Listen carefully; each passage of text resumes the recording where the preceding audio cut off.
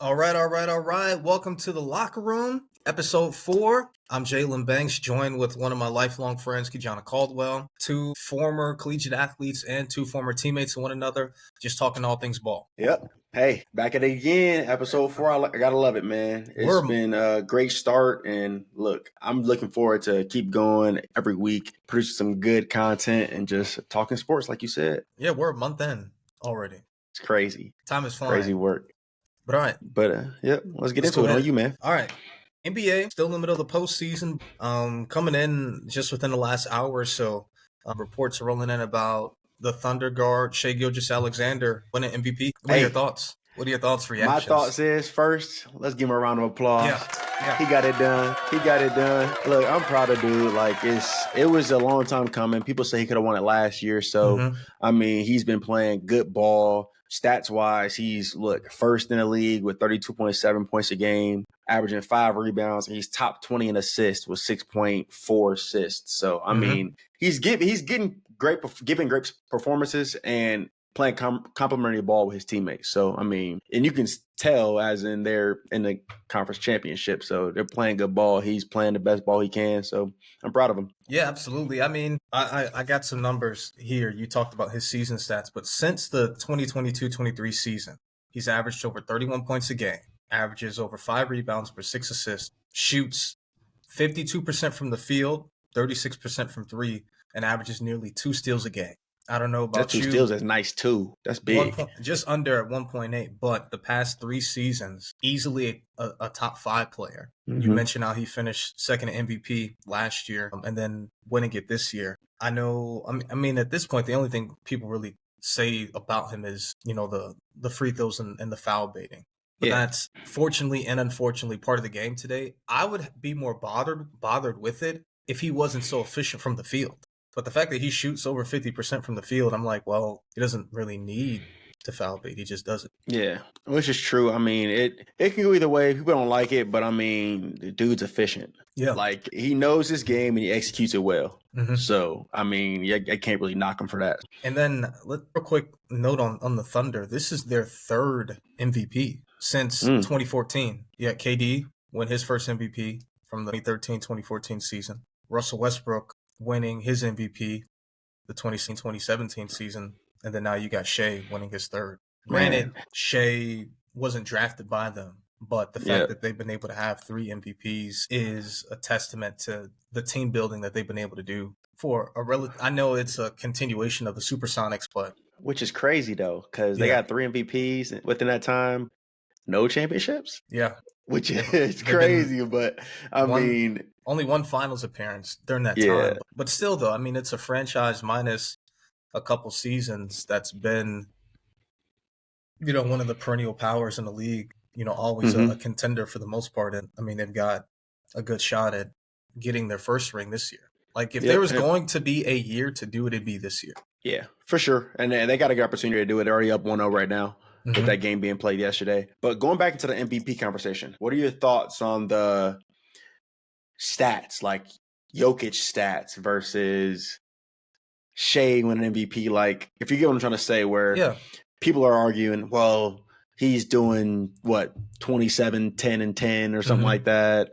People argue he should be the MVP. Jokic is. But I think he's the best player, but I just want to hear your thoughts on that. My thing with Jokic and Shai at this season in particular is I don't think it's a coincidence that the reports came out that Shai won MVP after they beat the Thunder. I mean, they beat the Nuggets in the conference semis. Additionally, the Thunder were the number 1 seed.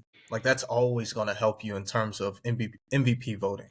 A lot of times you see it where the best player on the 1 seed ends up getting the MVP. And this isn't the first time where the most deserving player probably did not win MVP, but I think it comes down to seeding. Not trying to discredit James Harden by any stretch of the imagination, but that season where he won the MVP over LeBron scored more total points. LeBron had more total rebounds. LeBron played every game that season. He had more assists that year, but the Cavs were like the 4 or 5 seed where James Harden had Houston at the top of the West. So I think it goes on the fact of like stats too. I don't think the MVP, I think people base the MVP more on stats sometimes rather than the drive for the team. I think I'm not discrediting the young talents on the Nuggets, but the Thunder have been doing this so long. I think the talent and the vet talent around Jokic is actually a lot greater than what Shea currently has, even though they beat them in the conference semis. But I just think Shea's doing just a tad bit more for his team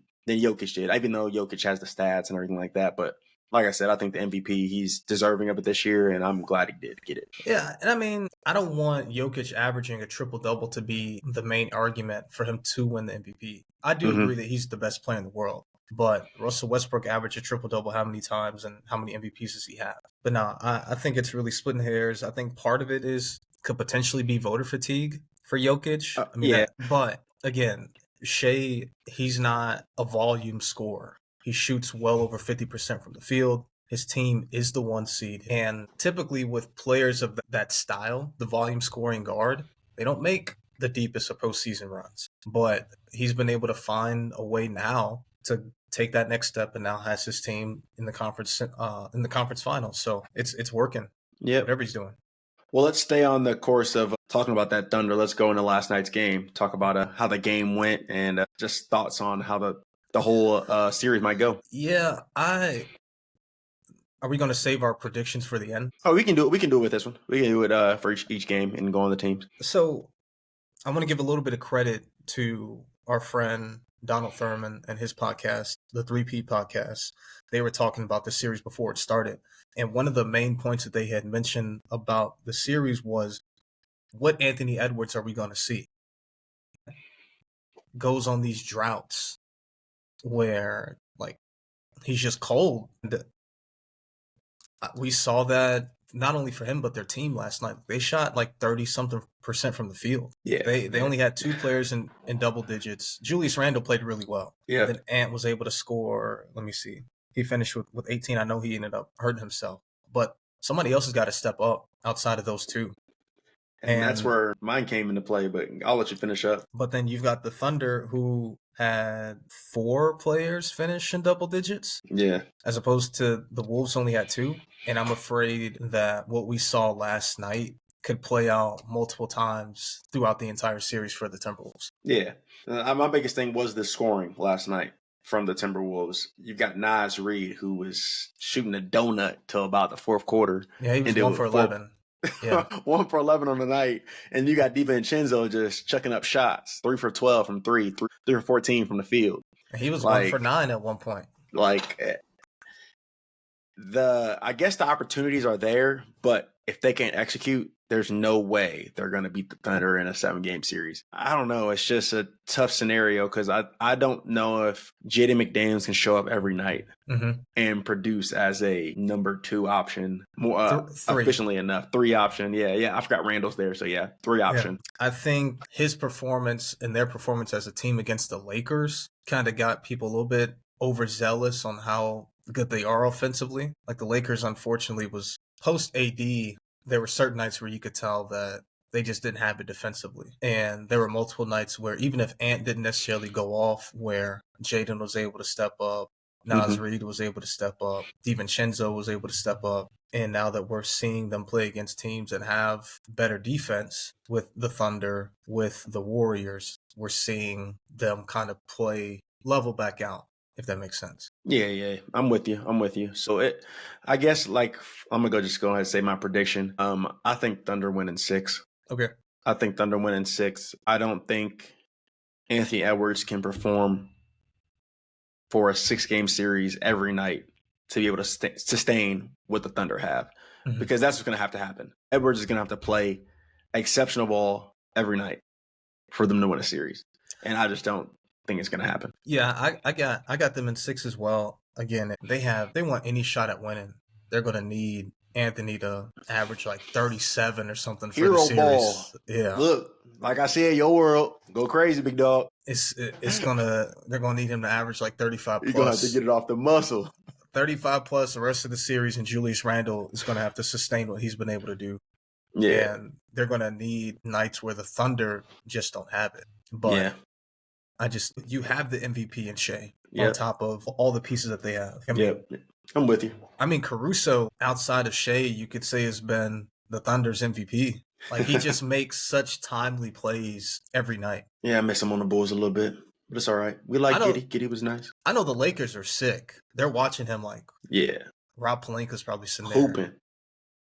Like, why did we let this guy leave? Yeah. What are we doing? But all right, let's get into that next series, the one that's playing tonight. If it's about to start here soon, if it ain't started already. Pacers versus Knicks. Pacers versus Knicks. And look, for me, there's one guy that's going to make this thing more difficult of a series than what I think it's going to be. Which team? Give me the team and then I'll guess. The Knicks. OG. OG, yes, but it's not OG for me. It's actually Karl Towns. Oh, okay, yeah. Karl Anthony Towns. He's been playing real good ball, but you got to continue that. You got to continue that. You didn't always see that in the regular season, which I mean, it's the regular season.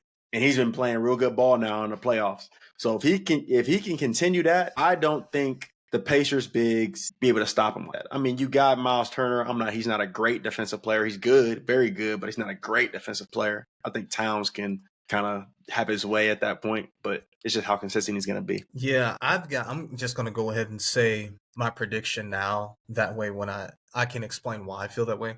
I've got Knicks in 7. I feel not so much that they're constructed in the same way, but this postseason, they've had games where like everybody has been able to eat. Like Michael Bridges has eaten, OG has eaten, Josh Hart has eaten, Karl Anthony Towns has eaten. Obviously, Jalen Brunson gets his. And then with the Pacers, 1 through 7 can go for like 15. But I just feel as if with the Knicks' defensive intensity and Thibodeau, Thibodeau, they'll be able to find a way to just get that extra steal, get that extra tip pass, get that rebound, something where I don't know if the Pacers have just that extra ounce of grit just yet. I don't think they're too far behind in terms of the Knicks and talent, but they could use one more like glue guy to get them over that hump. I'm with you in the aspect. But my prediction wise, I'm going to go opposite. I got Pacers at 7. Pacers in 7, okay. Here's what Pacers in 7. I go Pacers at 7 because I think the Knicks fatigue could set in because how heavily Tom Thibodeau plays his starters and his guys that he wants on the court. I mean, the top 6 could play 40 for all 7 games. Yeah. So, I mean, like, it's just, I don't think he goes too far into his bench often if he's in a tough game, which, I mean, it's good. You got your good players on the court, but I think the Pacers have a roster that they're going to rotate guys and have them fresh when it counts the most. That's fair. So that's just my prediction with Pacers in 7. But I think it'll be a great series. I'm interested to start the game tonight and see how it goes. And I kind of made a mistake with this, with the Thunder and in the Nuggets series. I typically lean towards which team has the best player in the series. And that's why I went with Nuggets in 7 as opposed to the Thunder in 7. Jalen Brunson is better than the Pacers' best player, so that's why I chose them at 7. Yeah, he is. Yeah, he is. There's not much I can say about that. Brunson's the best player on the court. Yeah. Brunson's the best player on the court. Real. The hometown kid, though, from Stevenson, Chicago. Yes, sir. That is not Chicago. It ain't Chicago, but he played Chicago hoops. I hooped him. I watched him play in the Proviso West tournament, Christmas tournament. Bo's out there busting him boys' ass. So I can't complain. Look, I rock with him because he's an Illinois guy too. But Stevenson is it's not in Chicago. It's not. It's not. And he actually not even from Chicago. He just played basketball in Illinois. Yeah. But hold on real quick, since we're talking about Stevenson. You know who his quarterback in high school was? Aiden O'Connell. Wow. I forgot he went there. Yeah. Aiden O'Connell was his high school quarterback. Bro. No wonder why they won state in both football and basketball that year. Yeah. You got some league guys in there. Yeah. Well, all right, let's you want to move on to the NFL? Yeah, let's get it. Let's bread and butter. I'm gonna leave you to the breaking news since you're down the street. Yeah, out here in Indy. But look, man, the Colts just got the notification. Jim Irsay, I can't say his name. Irsay, thank you. Jim Irsay, he's sadly passed away at age 65. Man, that's a tough one. I know that could be hard on the organization, especially the front office who's seen him and interact with him quite a bit. So that could be, I mean, it's tough on anybody, but I mean, just give him his flowers. He actually hadn't handled the Colts, I think, pretty well. Like I said, I just wanted to give a little shout out to him and my condolences to him and his family. Yeah, absolutely. I mean, running an NFL team is never easy. Everybody's going to make missteps when, handling a team. But he was able to, get them to the Super Bowl. Mm-hmm. And the Colts have been, like good stewards of the league in terms of their city hosting Super Bowls. They host the draft every single year. I know that he's also, like an advocate for, like alcoholism and alcohol abuse, like coming out of that, because that's something that he struggled with in the past. So, RIP to, but it's all good. you know what I mean? You know what I mean? I got you. Just had to clarify. It was draft related. But yeah. So RIP to Jim Irsay. 65 is young. Mm-hmm. I know young people joke around and they'll even call us old, but in the grand scheme of life, 65 is pretty young. So RIP to Jim. And, staying on the topic of the NFL, the league meetings just wrapped up. A lot of news. Fresh. Yeah. A lot of news to come out of the league meetings. Most notably the Tush Push, as everybody. Push that tush. Push that tush. Push that tush. I'm just, if you couldn't tell by my reaction, I don't know. I forget when exactly it started, but I hate the name Tush Push. It's just the QB sneak. It's a glorified QB sneak. It's just the QB sneak. Like, the name was perfectly fine. We did not have to start calling it the Tush Push. But at the league meetings, they had a vote on it. The Packers were like the main proponents of it, and it got voted down 22-10. They needed at least 75% people to vote yes on the ban, so they would have needed 24 votes. It fell down 22-10, and now the Tush Push is staying. What are your thoughts? Everyone could do it. Everybody would. Where's the camera? If everybody could do it, everybody would do it. My thoughts is I'm a fan. I don't think you should be able to take a play away from somebody because they are good at it. And that's the only reason they wanted to take the play away. Not because it had if it's injury based, okay, give me some stats on why it's causing injuries or something like that. Just give me something better reason than they're too good at it for me to be able to take it away. That's really the reason why. I mean, like, if they weren't good at it and other teams were, like, if it was like an even playing field, I guess, and it's even playing field, everybody can try it, but just everyone's not as good. So that's the thing. Like, anybody can do it. It's just how effective you're going to be at it. And then the best thing was, I know my head coach, Ben Johnson, just came out and was like, hey, it is what it is. Like, it's Tush Push. This is the Tush Push. He's not even a big fan of it. It's not like he's not a fan of it where he wants it to go. He's not a fan of it because get the first down, create an explosive play, do something and get, like, either stop it or you on offense do something different, be effective in other ways. Yeah, he said, have we ever seen that play become an explosive play? He said, no. He said, I'm an explosive play guy. He's like, so I don't care for it. Like, it is what it is. Yeah, real quick, I agree with what you said in terms of banning a play or making a rule because somebody's really good at it. I think that's honestly really weak. I'm not a huge fan of that at all. When it comes to the proposal, the QB sneak or the Tush Push was the poster child, but this rule, had it passed, you would have been able to push or pull any ball carrier at any point, or else it would have been a 15-yard penalty. Which is how many crazy. Times do you see a ball carrier, it could be a running back, a wide receiver, whomever, get stalemated, and then their teammates come and push them for like 5 more yards and the crowd goes crazy? And that's the thing. It could be on an explosive play. Yes. It could be a 20-yard play, catches it, he gets stuck, and you got offensive linemen being what they're supposed to do, running down the field, pushing that guy forward for another yards, and then you got to bring it back 15 yards. Like, it's just unclear of what the penalty was and why you're implementing it. So, I mean, I was not a fan at all. So, yeah, I don't. So the fact that would have changed the game. Like, imagine how many lost yards if you're not able to pull or push your teammate. Those 5 or 6 yards, or even if it's just 3 or 4 yards, 2 or 3 yards, how vital that is over the course of a game. And now, if you see your teammate still fighting for yards and he's got 3 defenders on him, you can't do anything. You just got to let him get tackled. And now, what's the safety on that play if you cannot help him? It's like, once he's out in the open, good luck. Like, if you, like, the only way you can help him is if you yourself engage with that defender. Outside of that, they're on their own. And that's another reason why I wasn't a huge fan of it. But you talked about whether or not a team was good at it. We saw the Buffalo Bills attempt this play against the Chiefs multiple times and fail.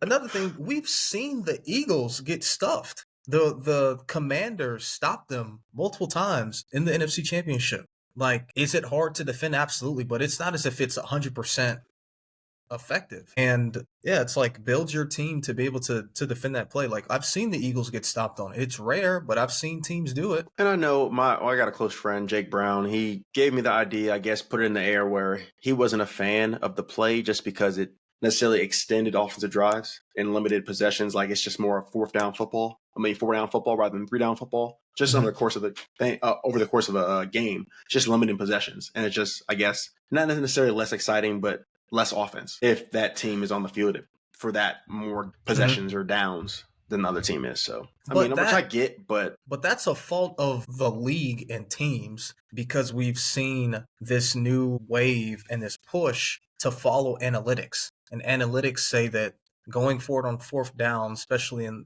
plus territory, or once you either get to the 50 or past the 50, that it's better to go for it on 4th down than to kick it, or whatever, the numbers may be. This iteration of the QB sneak isn't a thing if analytics doesn't take over sports. It's no different than, the complaints that we see in the NBA with it all just being dunks and 3-pointers.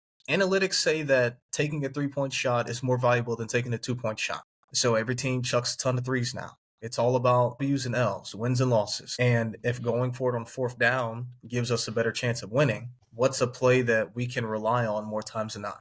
And it's been this version of the QB sneak. Also, I remember when Tom Brady was like the QB sneak guru. I remember watching the AFC Championship from the 2011 season, where that was a huge talking point about Tom Brady's effectiveness in running the QB sneak. Like at one point, there was like a span of games where they said Tom Brady was 96% effective on the QB sneak. There was at one point, like for his career, Tom Brady was at like 91% success rate on the QB sneak. And this is without somebody pushing you in the back. That's just him finding the hole. If it's 4th and inches, whether or not you have somebody pushing you, it's going to be hard for the defense to stop that. But again, it's only, exaggerated now or talked about more now because of analytics and the fact that teams go for it more on 4th. But yeah, as the Eagles post it, keep on pushing. I love it. And I hope, to spite the league, they do it more. Yeah. Like they should come out opening play of the season against the Cowboys and run it first down and get 5 yards. If they're at home, that place would erupt. Like, please do it. Please do it. But that next rule, one rule that I'm in favor of them voting on, I think it was a smaller rule, but the onside kick rule. How now teams can onside kick not only in the 4th quarter, but throughout the game. That's huge. I think taking that away on that initial rule was kind of like, why? Most of the time when they make these proposals, they frame it under the umbrella of safety. And I think that was their reason. But I wasn't a fan of it only being in the 4th quarter. And you have to be down. Yeah. Like imagine if the Saints weren't able to kick their onside kick in the Super Bowl against the Colts. Do they win that game? Like the fact that they came up before the half or out of the half and kicked it, like that changed the tide of that game. And then, this is the thing for me too. There are multiple opportunities throughout a year. And then especially we're in the realm of overtime now. Well, in the past, overtime has been a thing where whoever gets the ball first kind of wins. With that onside kick, it just gives you, I guess, a better chance of like not getting to overtime in certain situations. Say in a third in the 3rd quarter, you're needing up an onside kick for some odd reason. I can't bring up a scenario, but if you're needing that onside kick, or 4th quarter need an onside kick prior to when they were allowing you to do it, it could very well win you the game. I know percentages are pretty low on how onside kicks are returnable, but you never know in the game of football. You literally never know what's going to happen every single play. That's what they say any given Sunday. Yeah, to your point about it not being, the most successful play, that's what makes it so special, because if you do recover it, the tide and the momentum within the game changes drastically, solely because you were able to get that onside kick. But no, I'm happy they essentially went back to what the rule was before. I thought it was silly that they had changed it. One that didn't even get voted on, but that I thought maybe they caught wind prior that it wasn't going to have much traction, but the Lions, withdrawing their proposal to change how playoff seeding is done and how it would be based off of record as opposed to conference champion. So if you are, division champion. So if you are a division champion, you get an automatic bid to the postseason. But if there's another team with with a better record than you, then they become the higher seed. And quite honestly, I didn't think that was a bad idea. I know that may sound funny, or people are going to be like, "Oh, of course you're a Vikings fan. You guys won 14 games, blah blah blah." You had the Washington football team at the time in 2020 win 7 games, and they were able to host a home playoff game. I don't think that's fair. I remember back in 2010, you had the Seattle Seahawks go 7-9, and they were able to host a playoff game. I don't think that's fair. Like, you have teams that took care of business in the regular season, were able to win 9, 10, 11, 12, 13 games. And now I have to go play on the road against a team whose division was so bad that they were able to win it because they had a losing record. They were able to win it even with the losing record. For me, it's like I don't really have a way to go. I'm kind of in the middle with this one. But I think the fact that people were saying it takes away from the divisional like rivalries, that's what people were trying to say. Like, it just takes away from we need to win versus these teams to make it this far or whatever it is. So it just, I don't know. I'm kind of in the middle right now. And yeah, I want to say it might have been Kevin Warren, the president of the Bears. He had talked about how it would take away, the specialty of a division champion. I don't think that's the case, because you would have gotten an automatic bid to the postseason if you won your division. So the goal to win your division still remains at the top. But just because you win your division does not mean that you're going to host a playoff game. So it should incentivize you to be better, in my opinion. But I understand that just in general, people are adverse to change. It's scary. Yeah. Like, what does it look like? What are the implications? But yeah, I was surprised that was one that didn't at least go to the table to be voted on. And I think eventually it will. We'll go to the table again. I just don't know if it was the right time. I don't think they believed it was the right time. They had some other things voting on and stuff like that. I just think they were like, okay, it's not something that's pressing. We can come back to it eventually. So yeah, that's fair. We shall see. All right, other news from the league meetings. You want to go Olympics or Protector of the Year? We'll go Protector of the Year first, and then we'll come back to Olympics, because I got some stuff for Olympics. So another thing that came out of the league meetings is a new end of the season award, Protector of the Year, which will go to yes, sir, the top O lineman of the year. I'm a huge fan of this. I think it's awesome that they're going to get recognized even more so outside of just like, let's clap it up for our linemen. Yes, sir.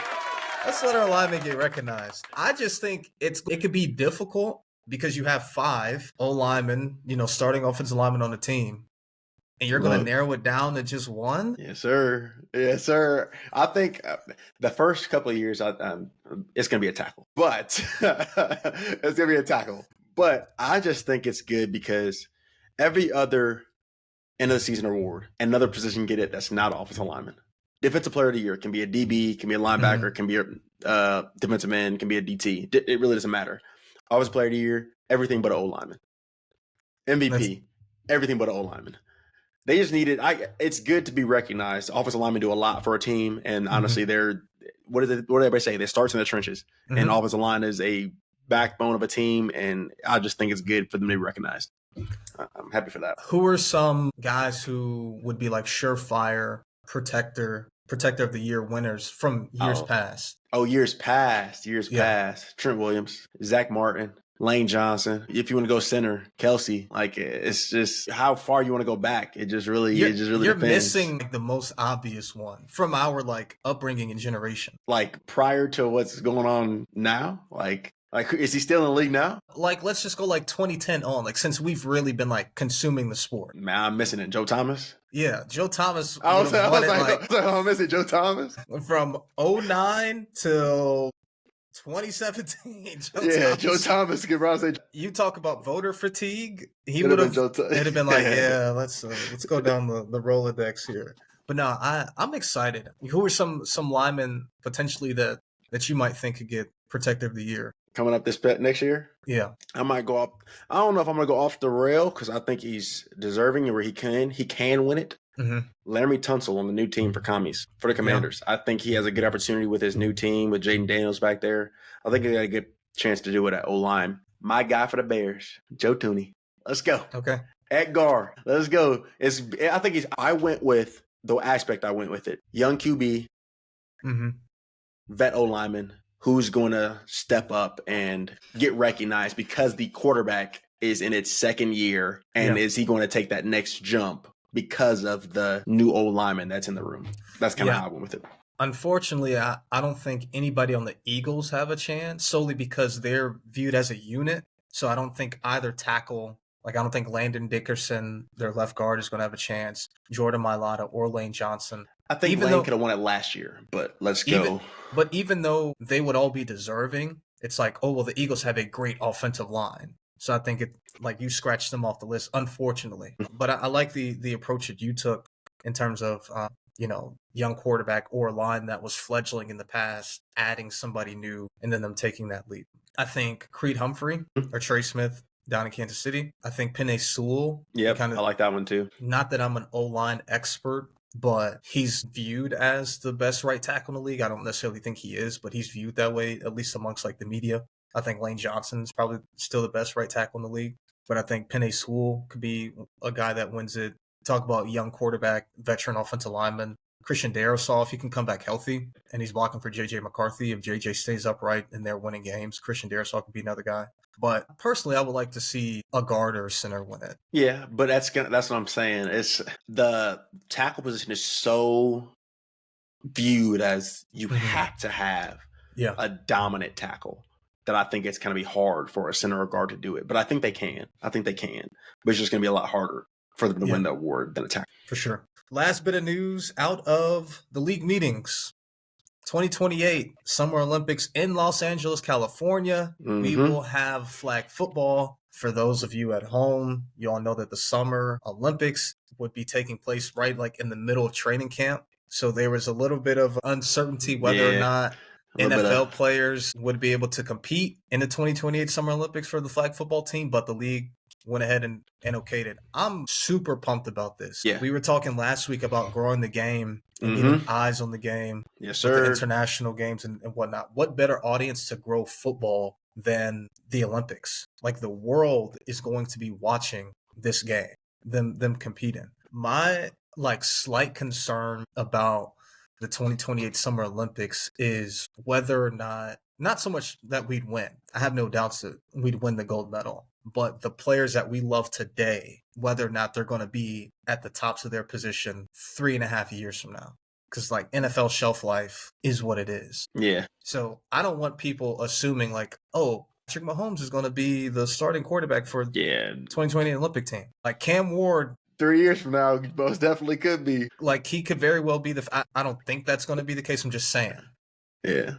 But no, I'm super excited. What are your thoughts on flag football being in the Olympics? Look, more football, more things for I can watch, man, that I can watch with them on the field. So I know I'm a football guy, so I'm excited to see them on the field.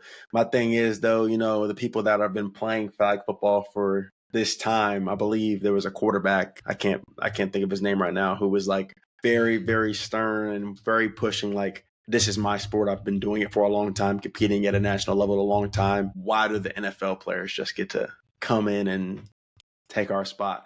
Which, I mean, it is what it is. Them dudes they in the league for a reason. Every kid's dream as a kid, if you're playing football, your dream is to be in NFL. That is the goal. You are the prime position. You are the best athletes at your position. So, not saying he did, but he probably wanted to be there at one point in the NFL. So, those are the top guys of the sport. Let them play the... Yeah, let me fix my face. I don't want to be dismissive of how he feels, because I do think how he feels is valid. Yeah. But you step out onto the field, and the moment they start to throw the ball next to you, nobody, just being completely realistic, is going to want to follow you when you step on the field and you're throwing next to Patrick Mahomes, Josh Allen, even guys that aren't at the top of the league. Let's just go Joe Milton, who at the very moment is a backup quarterback in Dallas. They see Joe Milton throw the ball and they see you throw the ball, they're going to be like, he's our quarterback. And I'm not even throwing shade, but I currently play on a flag football team. So I'm excited to see who you choose. I think my team's going to be different because I kind of know the structure of how this is played. But I played collegiate football. played quarterback in college. There's another player on our team who played high school football. He was going to be the team's quarterback until I showed up. Like, he was throwing the ball and whatnot. I show up, start throwing the ball, and it was like, what's your name, bro? Oh, yeah. Like, you're going to be a quarterback. It's truly levels. Yeah, with all due respect to that guy, the one that talked about, why do the NFL players just assume they do this for a living? They're in the league for a reason. I'm sure you are amazing. You're amazing at flag football. Amazing. I seen his little highlights. He was getting jiggy out there. I ain't gonna lie to you. He was getting jiggy. Like, I'm sure he is absolutely amazing at flag football. But if you give these guys the opportunity to practice flag football, get used to the rules of flag football, and they're legitimate world-class athletes, they're going to be unstoppable. With that being said, let's go ahead and get into the teams. Let's get it. Build your team. 5-on-5 flag football. We got 5 offensive players and 5 defensive players. Go ahead. What you got? I thought it was 6. It's 5. Okay. I'm really sure it's 5-on-5. So again, we don't know what the team will look like in 2028.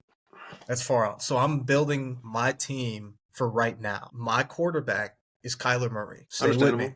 Yep, go ahead. I'm just listening. Go ahead. My quarterback is Kyler Murray. My running back is Jahmyr Gibbs. I like that one. Keep going. Receivers are probably going to be the same. I'm just going to go Jamar and Justin for my receivers. And then I think you need a bigger body, so I went Brock Bowers as like my third receiver. He could play like the center position. Okay. Yeah. I like it. I like that. My offense, I went none other than El Freaky, Lamar Jackson. He was my number 2. Lamar Jackson. Yeah, he was my number 2. Trust. Look, what Mark Ingram say? I'm right here in Beemore outside the bank. If you got an issue with that, come see me. I'm about that. Big trust. Look, I got Lamar, and then for running back, he too gross, bro. I like Jahmyr Gibbs pick. That's probably my number 2 back, but you gotta go Saquon. Yeah. You gotta go Saquon Barkley. He get little and he fast and all that. Yeah, Saquon. I went Jamar and Justin, but I like you went big, but I didn't go big. I went Jamar, Justin, and Tyreek Hill. Speed. Okay. He's just gonna outrun guys. Like he's just faster than people. So that's what it is. He's just faster than people. He catches with his body, but I don't give a shit. He's gonna be fast anyway. He'll end up in the end zone. I like the big body one though. Part of it, I did not include Tyreek because it was mainly what would I do today, but also I excluded anybody I feel like would not be at the top of the league for certain come 2028. But now I'm going to go defense now. Give me one moment. If I was to change Tyreek currently, I wouldn't even go big body again. I would go St. Brown. I had him on my list too. I also had Nico Collins as my big body. Yeah. Oh, yeah. Okay. I like that too. I like St. Brown as a little slot receiver. He's been great. So I think St. Brown's great. Yeah. But go ahead. We can go defense though. But go ahead, finish up. Jahmyr, Saquon was 2. Bijan was 3. Like, I'm thinking guys that can like catch the ball. Yeah. Alvin Kamara would be like another one. You could go Aaron Jones, but he's just old now. So not old. He's not old, but I mean, like, he's just on a. He's not done. Yeah. Like, he could be on not the select team, but like the trial team. For rusher. Yes, go. Let's see what you got. Again, this is flag football. Like, it's not linemen out there. Go ahead. So I went with like bigger DBs as my rusher because like they may still have to cover. So my rushers, Javon Holland, Jeremy Chin, Cooper DeJean, Brian Branch. So I went with like big nickel / safeties as my rushers because they still have to cover. Like, if they don't rush, there's a chance they may have to like cover the center. And so in my mind, Brock Bowers, my big, or Nico Collins, my big, would be my center. Or there's a chance where like your running back would be your center for a player, whatever it may be. Like, it's a lot of moving pieces with flag football. They've still got to be able to cover. So I'm not going to choose a pass rusher to cover. Like, Trey Hendrickson is not going to be a rusher in flag football. I'm gonna wait for it, but I'm gonna keep going. For my corners, I mean Patrick Surtain, Trent McDuffie, Jalen Johnson. Thank you. I'm objective. Like, I'll keep it a band. Jalen Johnson. That boy tough. Legit. Yeah, like that boy tough. For my safeties, I'm going to assume it's mainly zone. So I'm getting my ball hawks. So I'm going Kirby Joseph and Xavier McKinney. I like that. Let's get it going. For me, I had to go my rusher. I think he's a overall incredible athlete. I don't care if he's guarding. I don't care if he's pass rushing. I don't care what he's doing. It's Micah Parsons. It is Micah Parsons. He's he's the an only athlete. He is. He's the only pass rusher. That's the only one that I considered having as a rusher. But just again, that's the only one. Having currently playing flag football, knowing how it works, you need somebody that can run. I understand, but I don't think he's taught to do it, I think he can do it. Yeah. I think he could do it. But it's Micah Parsons. You've also got, all right, so when they rush, it's almost like punt or kickoff, like with the quarterback. So if he's rushing freely and it's Joe Burrow at the quarterback position, sure. But in this case, it's Lamar or Kyler Murray. So it's like, bro runs a 4.4. I mean, he got to get a lateral movement, yes, but that dude runs a 4.4. Dude is fast. I know his lateral movement got to be a little bit better. We're going to have to teach on that. But we'll get him on that ladder. We'll get him on the ladder going crazy. I'm more so excited to see the other nations' teams. Oh yeah, hold on. But let me keep going because I got a borderline right here. Okay. I got a borderline. I got Jalen Johnson too as my corner, and I got Pat Surtain. Easy enough. Those are my two corners. Those are my guys who I need. My safeties, I go Jesse Bates. That's a ball hawk right there. I go Jesse Bates. Now, my other safety, I have Kyle Hamilton, but he did tweet out today that he might play for Korea. So I think he tweeted that because he probably feels like he won't make the USA team. So it's like, Kyle Hamilton? Come on. What do you mean? Bro. Come on. But I got my other one. If Kyle Hamilton does not play for the US, I got McKinney. But I think Kyle Hamilton can play. He's he's long, he's a big body, he can move. Look, I'm not sliding Kyle Hamilton. I think he's great. But you've got McKinney, you've got Kirby Joseph, you have Jesse Bates, Antoine Winfield Jr. I don't think he'd be a lock. We don't know the roster size, but no, we don't, and we don't know what the talent gonna be like at that point. And he one of the younger guys. Today he wouldn't be a lock to start. He'd be a lock to start for Korea. All right, bro. All right. Of course, he had like to start for Korea, but I mean, that's what I'm saying. So in terms of being an Olympian and competing, he might make the team. He might make the team, bro, for the U.S. At least he making my team if he there. So I went, for my rushers, I chose basically safeties. I considered having him as a rusher, but I wanted a slightly bigger body. So I had, like I said, Javon Holland, Jeremy Chin, Cooper DeJean, Brian Branch is my rushers. PS2, Trent McDuffie, Jalen Johnson. And then for the back end of my corners, I went more like ball hawks. Byron Murphy, Deron Bland is my ball hawks at corner. And then for my safeties, other than Antoine Winfield, I went straight ball hawks for my safeties. So Jesse Bates, Kirby Joseph, Xavier McKinney. I just felt like my rushers were more of what Kyle Hamilton would have been. Yeah. And I would like them, if there is a bigger body out on the field, to cover the big body better than Kyle Hamilton would. And that's I like Brian Branch though. I like the Branch pick. That's what's so tough about flag football is it's not real. I don't want to say not real football, but it's not 11 on 11. And that's my fear about the NFL is they'll go out there and instead of putting together the best flag football team, they just choose the biggest names in the sport. Where it's no, put together the best flag football team. That's why my two quarterbacks were Lamar and Kyler, as opposed to Josh Allen. And Joe or Josh Allen, yeah. Yeah, you need athletes at every position, guys who can run, guys who are nimble. It should not be a whole bunch of big bodies. But like I was saying, I'm excited to see the other countries. Yeah. But that's what I'm saying. Who plays I know most of, if not 90% of NFL is US guys. I'm just trying to figure out what guys are in the NFL that might potentially be able to play for a different country. You got Bynum, who might play for the Philippines. That's a nice little grab for them. Yeah, you've got. That's a nice grab for them. They're more so linemen, but you got Jeremiah. Malata. But I mean, what is he going to do for? He's from American Samoa, isn't he? That's the U.S. That's the U.S. from Australia. I thought he was from Samoa. I think he Australian or something, or New Zealand. Yeah, but he's not going to play flag football. That's what I'm saying. I don't know what other guys is out there in the league playing for another country, but that's whatever. I think there's a handful. You may have a handful of people here and there that may have dual citizenship somewhere else, but yeah, I'm not worried about who China has at quarterback. No, that Chinese football. I'm just kidding.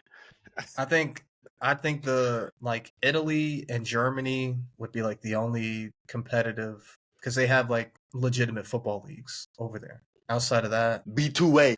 even them, I'm like, yeah, it's belt regardless. But yeah, But nah. But let's get on to the next topic with the NFL. Last one for the NFL. This is a topic in itself. The San Francisco 49ers. They are what I consider landlocked. They can't move. You spend a ton of money on about 4 or 5 people, and half of them on offense. More than half. Nick Bosa, Fred Warner, George Kittle, Brock Purdy, forgetting one. Brandon Ayuk.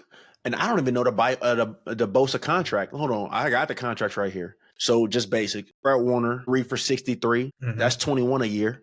Yep. 30, 5 for 265. That's 53 a year. Kittle, 4 for 76.4. That's 19.1 a year. And Ayuk for 4 for 120. That's 30 a year. That's some M's. If you got Bosa's, you can share, but that's some M's already for those guys. Where do you go from there? How do you get better? I think we're kind of seeing them in like a soft rebuild. Like they drafted, a lot of linemen and stuff this past year, trying to, re-solidify their front. They moved off of Deebo Samuel in that contract, sending him over to Washington. I mean, if they stay healthy, I think they can continue to be competitive. But what's competitive? A first-round knockout? A borderline playoff? So are you telling me you think the 49ers are done? They're not. They have no contention to win an NFL championship, a Super Bowl ever again. And you know not who ever we forgot again, about contract-wise? Christian McCaffrey. And Trent. He doesn't. I don't really. His contract situation is a little funky. Like I don't know if he has any. No, he's taking pay cuts or something like that. It's like non-guaranteed money or something like that. Yeah. But McCaffrey too. Like they're gonna be good, but I don't think they're in a Super Bowl contender mode anymore. You just pay Brock Purdy $53 million a year. I just don't see it. But I mean, I could be wrong. Yeah. I don't think they're totally out of the window. They still have a lot of talent. Like Nick Bosa is one of the best defensive players in the league. Fred Warner is the best linebacker. He is the best linebacker. You gonna argue that? You don't think Roquan has any No, claim? He is. No. He ain't reclaimed it, though. Fred Warner is elite. I'm saying, like, does the vast majority of people would probably say that, but, like, how much of that percentage falls with Roquan? Roquan is he is my 2. He's my 2. I can't even say 1B because I think Fred Warner is just on a different level when pursuing the football. I just think he forces too many fumbles. He makes too many. The thing is, I think Roquan's a better tackle percentage guy. I think he makes more tackles and is around the ball more. But I think what Fred Warner does when he does tackle the football is second to none. Second to none. He forces too many fumbles. He forces too many turnovers, intercepts too many passes. He's just a natural ball hawk. He's always around the football. So that's why I have still front runner as my 1. Roquan is my 2. Yeah, I just don't want to be dismissive of the 49ers because they had a down year. Like, they still got a lot of talent. If Christian McCaffrey is back healthy, what does that offense look like? Brandon Ayuk is healthy. What does that offense look like? George Kittle is still good. I'm not a huge Ayuk guy. Not a huge one. He's I'm not good. necessarily him but one thing I will say is that him and Purdy have a really good connection. Yeah. And I think part of the reason why he struggled as much as he did last year, Purdy, is because Ayuk was gone. Like, that was his guy. You get Ayuk back. Christian McCaffrey ideally comes back healthy. You still have George Kittle. Ricky Pearsall takes another step. Like, they've still got pieces. Juwan Jennings. Yeah, he's been solid. Juwan Jennings has also been big for them. Then defensively, you do have Nick Bosa. You do have Fred Warner. You lose Talanoa Hufanga, but Tre'Davious Ward. But you still showed that you can find ways to win without them. And then they drafted the guys that they did this year. So I don't think they're totally out of it, but I think mainly the biggest reason why we don't view them as, or why most wouldn't view them as true contenders, because of the way that people view their quarterback. Yeah. So what was your reaction to his deal? So he signed an extension, and I'll get into the extension aspect of it in a sec. 5 years, $265 million, 181 guaranteed, as you mentioned, $53 million a year. What was your initial reaction? The thing is, he deserved to get paid. I just don't know if he deserved $53 million a year. Before we get into that, we got to clap it up for him and Fred on the new deals.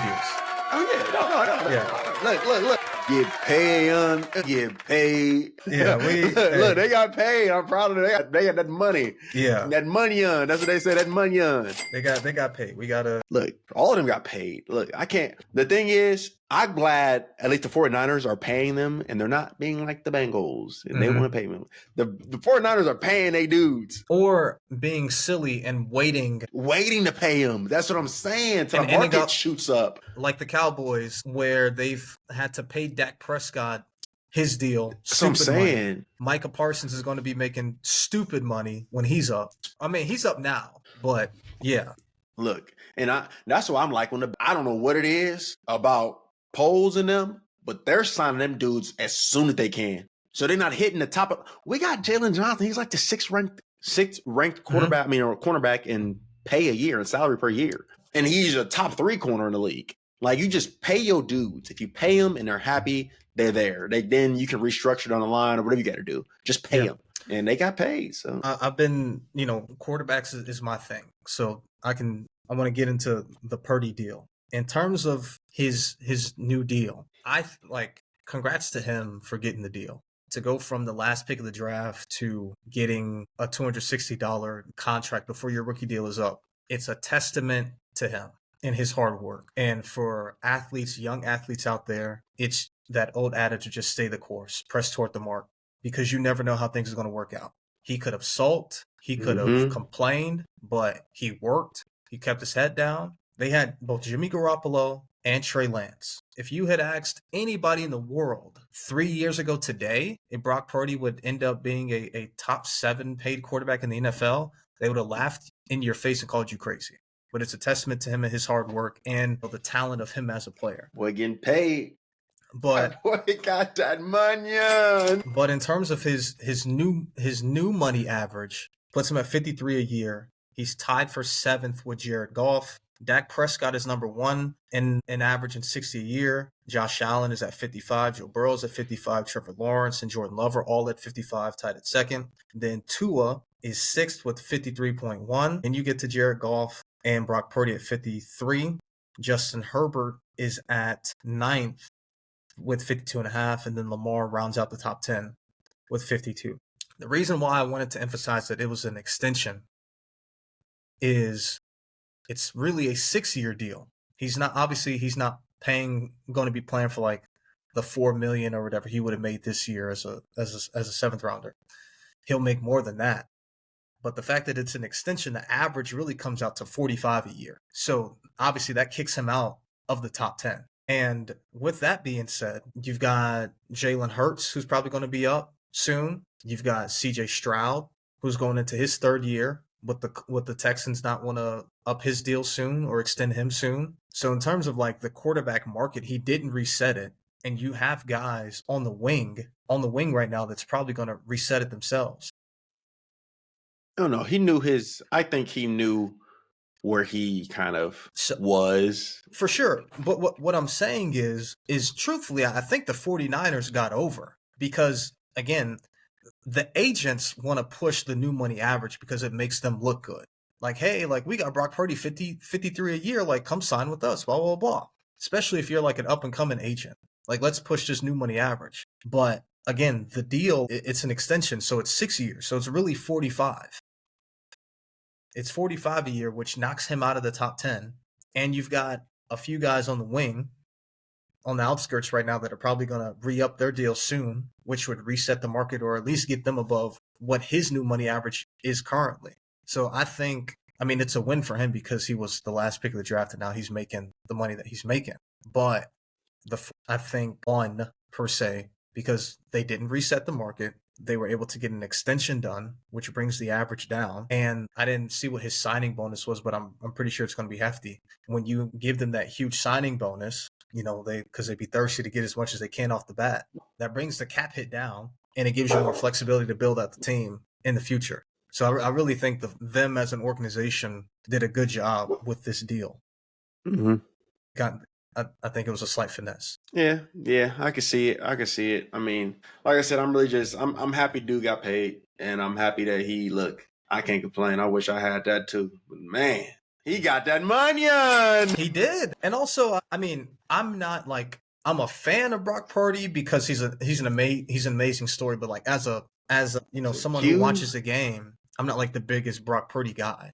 Like, I don't think you're going into the draft saying like, oh, like we want Brock Purdy or we want a what Brock Cam Purdy. say? He's a game manager. Yeah. He's a game manager. And that's why I think the 49ers like did a good job with this deal, because ultimately, again, he's already outside of the top 10 in the totality of his deal. He's at 45. Like, let's stop talking about the 53. Mm-hmm. And again, you've got guys that are on the outskirts about to re-up their deal. By the time it's all said and done in the next year or so, his deal is really going to be more of a middle of the pack deal as opposed to the top of the league deal. So he's really getting paid game manager money. He did in terms of quarterbacking. Yeah. But real quick, and I'm sorry I'm going a little long. The thing about Brock, though, which is so important, and I wish people would realize this when evaluating QBs, is the importance of having reps. Brock Purdy was a 4-year starter in college. And in the future, when you're evaluating QBs, just like a casual consumer of the sport, when you're trying to project guys or bank on guys that played a lot of football, I remember a lot of people were calling Bo Nix old. Bo Nix played a lot of football. If you go back and just go down the line and look at guys who have won Super Bowls, very seldom do you see a starting quarterback who won a Super Bowl that only started a year in college. It averages about like 2.5.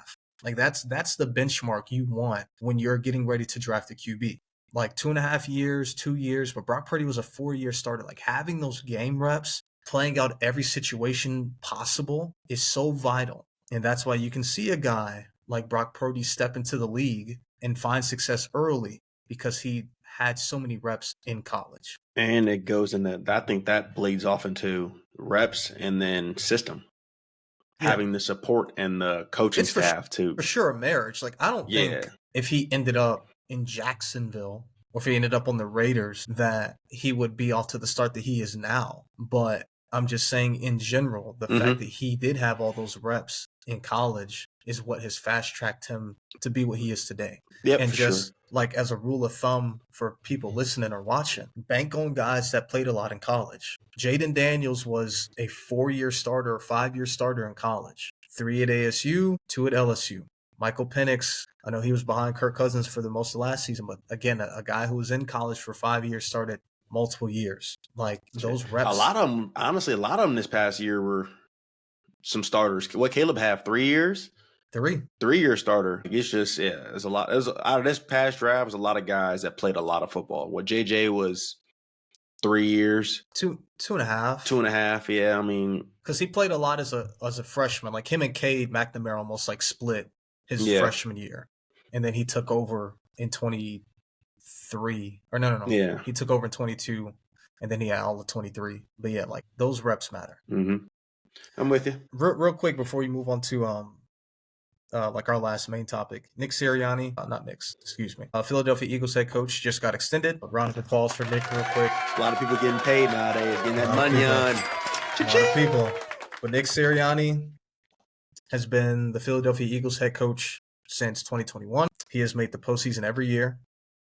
In the regular season has a 70% win percentage. Crazy. Has 2 NFC championships and a Super Bowl. I know a lot of people don't give him the credit he deserves because of the Eagles roster, but how many times have we seen coaches with really good rosters not do what he's done? Additionally, in 2021, when he first took that job, nobody was saying the Eagles had an amazing roster. Along with their general manager, Howie Roseman, like it's a match made in heaven. And I mean, there's very few teams that can compete with them. Yeah. And I think a lot of that has to do with him because they've really adopted like his mindset. Because a lot of those guys were there before him.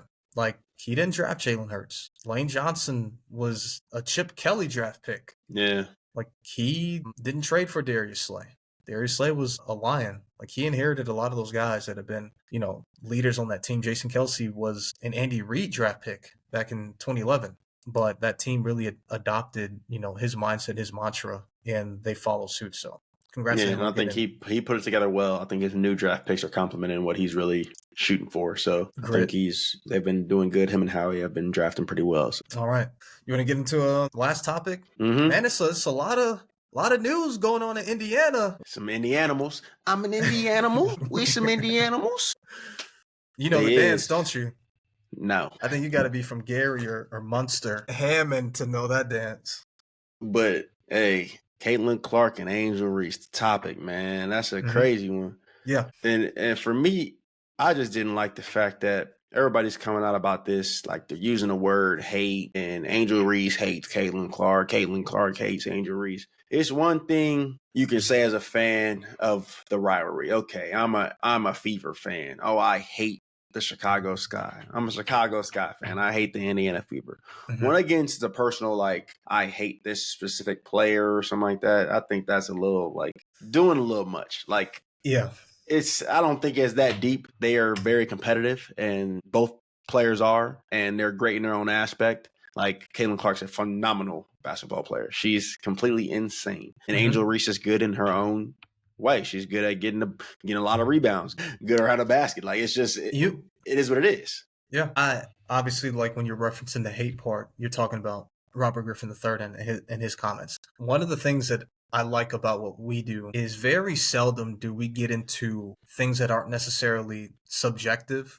Like, obviously, like, we have our opinions, about players or certain sports or our takes, but they're relatively informed. To say definitively that she hates Caitlin Clark, regardless of her body language or whatever, like, we ultimately do not know. So I think it's out of place and it's dangerous to say something like that. We do not, like, for all we know, they could be relatively cordial and good friends. And ultimately, like, whether or not she hates her shouldn't matter. Is he hopping on, or anybody for that matter, hopping on their platform and talking about how Mike Evans and Marshawn Lattimore hate each other? Andre Johnson or Cortland Finnegan? No. If anything, it's either laughed at or celebrated.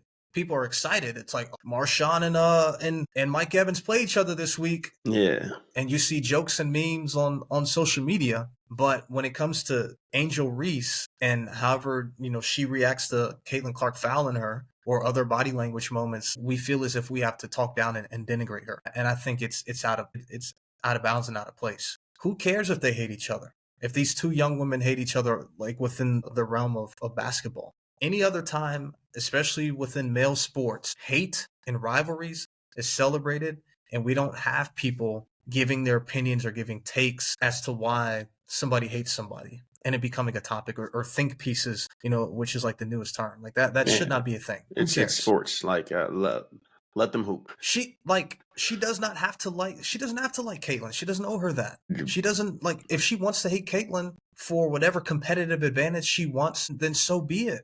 This is a contemporary. I remember, like, in college, I couldn't understand when people would root or celebrate for other teams. It's like, oh, well, I grew up a Notre Dame fan. It's like, okay, I get that, but you're in college currently, so, like, why are you a Notre Dame fan? These are your contemporaries.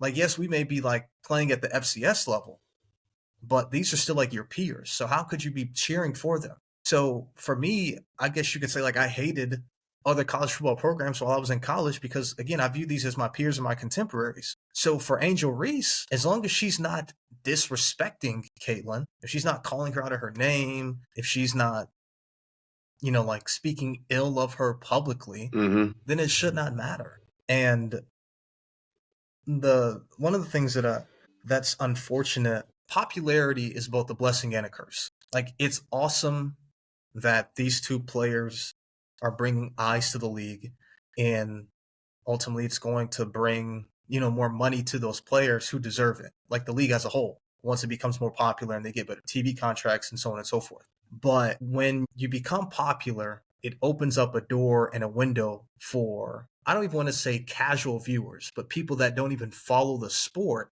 to be able to chime in and have an opinion. And obviously you want to grow the sport and get more eyes on it, to better the sport. But that's one of the bad things that comes with it. And I'm not saying this is like me on a high pedestal because I'm some WNBA historian or like a super fan, because I'm not. I think I follow the sport and have followed it from a relatively young age, more than the average person, but I'm not like a heavy consumer of WNBA or women's college basketball. I'm, again, like a casual, like a slightly above casual viewer of the sport. And what bothers me a lot about it is people using this time and hopping on the bandwagon to talk about the sport and ultimately talk down on Angel Reese. Have you seen that TikTok where it's like, can you describe Angel Reese in one word? Have you seen that? I've not, man. It's sad. They're calling her the B word. they're calling her ghetto, which we know that's like the ultimate like racial undertone dog whistle comment you could say about a person of color, a black person, especially a black woman. They're like, ghetto, she's the B word, she's garbage, she's trash. But not talking about her game. Obviously, we know that there's room for improvement in her game, but this is a national champion. Mm-hmm. This is an All-American. This is a WNBA All-Star, a record-breaking, record-setting rookie. Regardless of how aesthetically pleasing or lack thereof aesthetically pleasing her game is, this is still a really good WNBA player. And pros are pros for a reason. We can say what we want. It's 9 other people on the court trying to get that rebound. Yep. And if she can grab 17 of them, you can say what you want to say. But I think the discourse around them, but in particular Angel Reese, has just been, it's been unfortunate and out of bounds in a lot of ways. Yep. And I'm so happy that Caitlin has been a good steward of the game and of the sport and doesn't feed into it. Yep.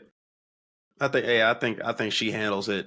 What she has in the past 3-4 years that she's been just in the spotlight, she's handled a lot of situations in a great way. Mm-hmm. So I applaud her for that as well. Yeah, absolutely. Shout out to both of them. I hope they continue to get better and grow the sport. Yeah, change the course of women's WNBA, women's basketball, and just continue to grow. And I think it has grown, and I think they have been a lot. That, not saying that they're the front facing it, but they have done a lot for that, for the game right now. So, and I know they lost last night. The Fever lost 81-80 to, not the Mystics, to Atlanta. But that first game, I told you, they were like that. No, yeah, they got that. The Fever, they really they rebuilt a team. They just like re-upped. They re-upped. I'm like, they're gonna be contenders. Watch out. Yeah, they're gonna be contenders. I'm catching a game this year for sure. Last night they got off a little slow and like started coming back, but Kelsey Mitchell, Aaliyah Ball, like outside of Caitlin, they've got hoopers on that team. I don't even know what them tickets looking like, bro, but I'm telling you, them tickets gonna be expensive, bro. I'm trying to. They got some hoopers on the Fever. Them tickets gonna be expensive. I'm like, Fever, hook me up now. Come on. We out here shouting y'all out, bro. Fever, come on. Look us up. WNBA, what's good? Get some ticks. Come on. All right. But last real quick topic. Like I said, we've been giving shout outs all day. I got to give a shout out. I'm a golfer. To my boy Scotty Scheffler, who won the PGA Championship. He did great this weekend. 4 days in a row, played some excellent golf.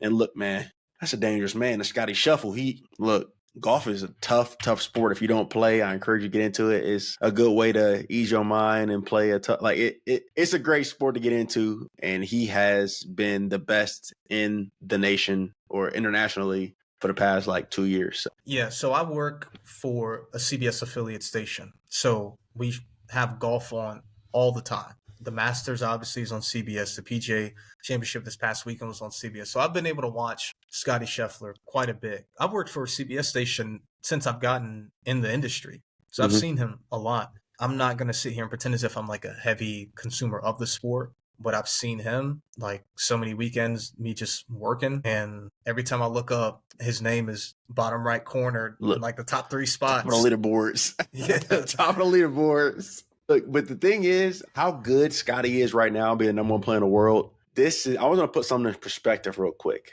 with how good Scotty is. I'm not comparing the two right now at all. Just give me that. I'm not comparing the two, but how good Scotty is and how insanely good Tiger Woods was. Listen to this. Scotty will have to win 56 of his next 110 starts to catch Tiger's win rate through 250 starts. Tiger won 71 times in his first 250 starts. 71 of his 250. For Scotty to catch Tiger, he's got to win 56 of his next 110. That's tough. That's a lot of wins, bro. That is tough. That is insane. If you don't get, for people that don't watch golf, there's 18 holes played 4 days in a row, walking. If you ain't never played 18 holes last about 4 hours walking. Yeah. Swinging clubs. I know it's not entertaining. That stuff takes a toll on your body. So if he has to win, and they play about every weekend, a different tournament, usually every weekend, a different tournament every weekend. If they play it every single weekend and he got to do it for 110 more times to try to win 56 every weekend, boy, oh boy. Hopefully he's taking care of his body. Look, you got to. Golf is actually, look, I'm telling you, it's. Stay off the brewskis. Yeah, for sure. You can't be doing that out there playing professional. But like I said, I just want to do a quick shout out. I like golf, and Scotty been on top of his game lately. So you were talking about Munyon. You want to give probably the most important stat? Look, go crazy. He's third all time today in career earnings already. Now, granted, the purses and the prizes have gotten bigger over the years. Yeah. But still, already third all time in career earnings. Look, golfers get that Munyon. Speaking of golf, that Munyon. The American Family Championships are in Wisconsin. It used to be in Madison, down the street, actually, from where I live, but now it's moving over to Wanakee, which is like 20-30 minutes from here. But yeah, they golf for odd reasons has just continued to like be in my life. Maybe I need to take it up. You might go ahead.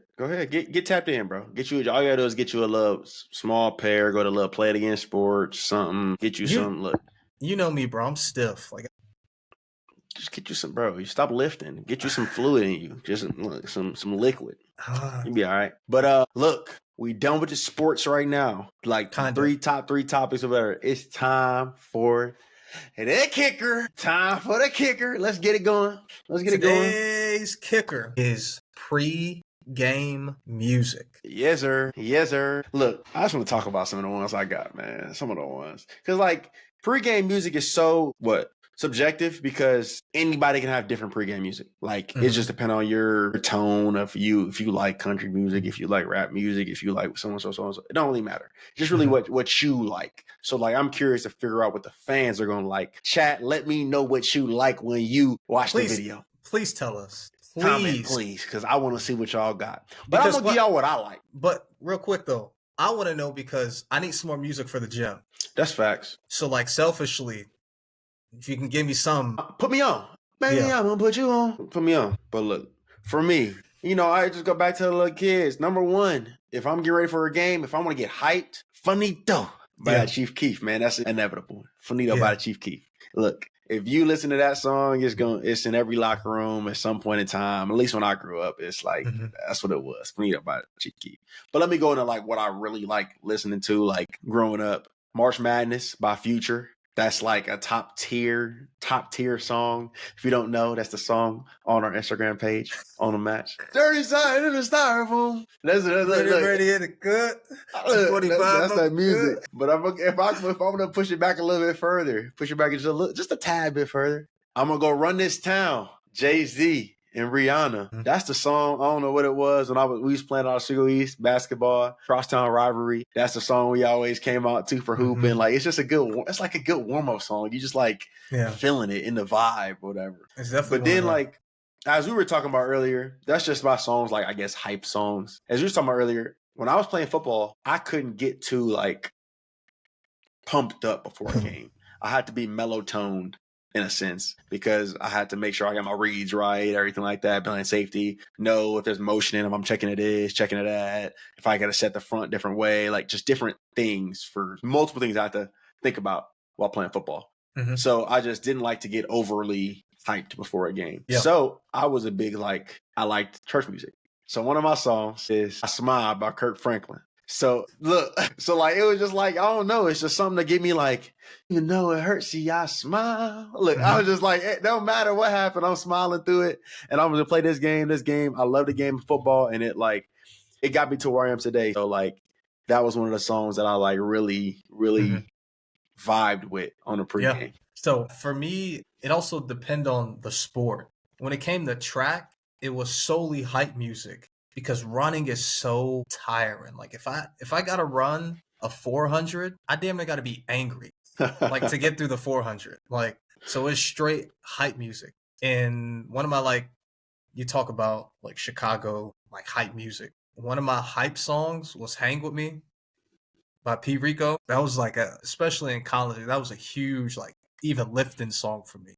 Max Day, I'll be like, "Turtle, hang with me." On the bank, oh yeah, hey, Sade, she looking at me. It's crazy because ours was in a weight room, bro. It was 50 Cent, bro. Many men. Yeah. Wish death upon me. I don't know what it was about many men, but they played that mug every time we was in the locker room. Blood in my eyes, dog, and I can't see. That's But yeah, Hang With Me was a huge like hype up song for me. A lot of Jay-Z, Who Gonna Stop Me, a lot of Magna Carta Holy Grail, The Takeover, a lot of Jay-Z was on my pregame. And then that would be like the first half of like pregame for me. The second half, though, as you mentioned, playing quarterback, I can't be hype. Not like before the game necessarily. It depends. But like with it being so cerebral, understanding the front, box count, just simply getting the play call, knowing what your checks are, I did in the Apex Defender on RPO, like you name it. There's so much going on up here. I needed my head to be cleared. So I too listen to a lot of gospel music. Worship Medley by Ty Tribbett was huge. I would listen to that before the game. Also got like super heavy into movie scores when I was in college because it's like melodic and majestic and like ethereal in a lot of ways. But then like movie scores, there's like a build up to it as well. But since there's not words, I'm not getting too hyped. So it was a good way for me to like maintain a certain level of hypeness, I guess you could say, but keep my head clear. So Hans Zimmer is my favorite. Bro, when you told me that the first time, I was like, what? Hans Zimmer, to this day. Hans Zimmer I be at the gym on the Stairmaster. It's Hans Zimmer blasting. You be on the Stairmaster? Yeah. Boy, you different. It's low impact on the joints, man. 30 minutes. 30 minutes. That's the crazy part. I'd rather just run outside. But man, pregame music, like I said, it can be subjective, but like everybody got their own little thing. I'm really, really interested in what people say about their hype music and their pregame music. They really can put me on. Like, I'm going to have to go listen to pardon my language, some Hans Zimmer, because I got to see what that is for a second. I got you. Fret not. I got tons to send to you. I mean, Future was huge. I mean, that whole 56 Nights mixtape was on repeat. The Wizard, that album came out 2019. That was heavy pregame. I mean, you name it. I mean, when we were in college, that's when like Lil Baby took off. Yeah. A lot of Lil Baby in college. Young boy was crazy like freshman and sophomore year. Yeah. College, so that's kind of what it was. Yeah, it was less like, there wasn't a ton of Drake pregame necessarily. That was more like casual listening. Which is crazy because like I could do that though. I can like listen to something like super mellow or something. I don't know what it was. I could always listen to R&B though. So it is what it is. I don't really have like crazy hype turn up. There were certain songs I listened to. But the thing is, what it is though, I did listen to the same songs week to week. Like I did not switch up on the songs that I listened to. Like it was like it was a rhythm that I had to get into. So. The last song that I listened to before I left the locker room, practice and games, was He Turned It by Ty Tribbett. Like that was my thing. Before I left the locker room, that was the last thing I was listening to was some Ty. But yeah. I'd be remiss to talk about pregame music and not bring up like one of the ultimate hype song creators ever. Like Lose Yourself. Look. Till I Collapse. Eminem was like, I don't even know what it is. You can listen to Eminem and just be like, yeah, let me go run through this wall for like a quick second. Yeah. It was like, all right, let me go do this real quick. Yeah. It's like I don't know if he ever like played organized sports, but it just feels like he knows the mindset of like what an athlete is. Like, I don't know. Eminem, it was a decent bit of Eminem pregame too. I don't even know what it is. I want to say pregame music, but like weight room music. Mm-hmm. The thing, weight room with your strength coach or whatever is. Yeah. So they is some heavy metal. Not that I'm gonna listen to it on my own, but like to hit a 450-pound back squat, some heavy metal ain't that bad to do that with. Yeah. No. So I mean, that's everybody got their own thing. So like, I'm interested. All I know is the music that was on Madden when we were kids, like Thunderstruck, all of that. Don't play that no pregame. The thing is, I wouldn't listen to Blow the Whistle. No 2K or whatever it was. You can't even listen to that pregame. It's like just not pregame music. I don't want to hear no Welcome to the Jungle. Don't do that, respectfully. I'm sure there may be a certain demographic of our listeners that may bump that. For me, don't do that. Bet not here. Yeah. And even let me know who in your locker room on the aux, man. Because look, if the aux really sometimes determines to that point, whoever is on the aux, that's like one of the most, that should be like a position on a roster. Pre-game aux, man, I'm telling you, can make or break a game. Like, I remember, this is a funny story. It was freshman or sophomore year of college. We were like blasting music in the locker room, and we had an equipment manager that said it was too loud and came and unplugged the stereo, right? Crazy. Our head coach, like, they went and grabbed their head coach, and he was like, what? He turned off the music? He was like, turn that ish up. And one of my close friends and teammates, TJ Crosby, put on hose, Matt, because the equipment manager can still hear it. And when I tell you that locker room went crazy, I'm all like, we ended up winning that game too. And on everything I love, it's because he played hose Matt in the locker room after all that went down. The crazy thing is, it might have been because he unplugged the aux. Y'all might have won because I'm about to say because he unplugged the aux. When manager unplugs the aux, TJ turns on hose Matt. Look, it's a whole sequence. We're mad because he unplugged the aux. And we're already mad because we're about to go play a game. Yeah. Bro, it was like the hypest pregame. Like, thinking about this giving me goosebumps. Like, we was in there, like, ready to die. Like, but pregame aux, man, is quarterback, left tackle, pregame aux, man, and pass rush. I'm changing it now. That's top 3 most important positions. Amir Khan from, what's it called? McNeese State. Look, you better get him on the... They give NIL deals now to them. Look, NIL. If you a hype man, bruh, if you know the aux, you better start getting with these coaches. Telling you. You might catch some funds. Some money. Manyan. Well, all right. Anything else? I think that's about it, man. I think we didn't touch on everything I wanted to touch. But we didn't talk about everything I want to talk about today. What's that? No, nothing. I said we didn't. The words I was saying. We didn't talk about everything I wanted to talk about today. Oh, there's a couple things that that didn't make the rundown that we had to scratch due to time, but we'll probably touch on them next week, depending on what news. No worries. But all right, my dog. I'll see you. Yep, I see you. Make sure you follow us on the gram, man, and on TikTok, like at the Locker Room Pod, and get us on Instagram and on YouTube and Spotify. Like everything and subscribe. Yeah, yes, sir. All right, my dog. I'll see you. Yep, deuces. All right, peace.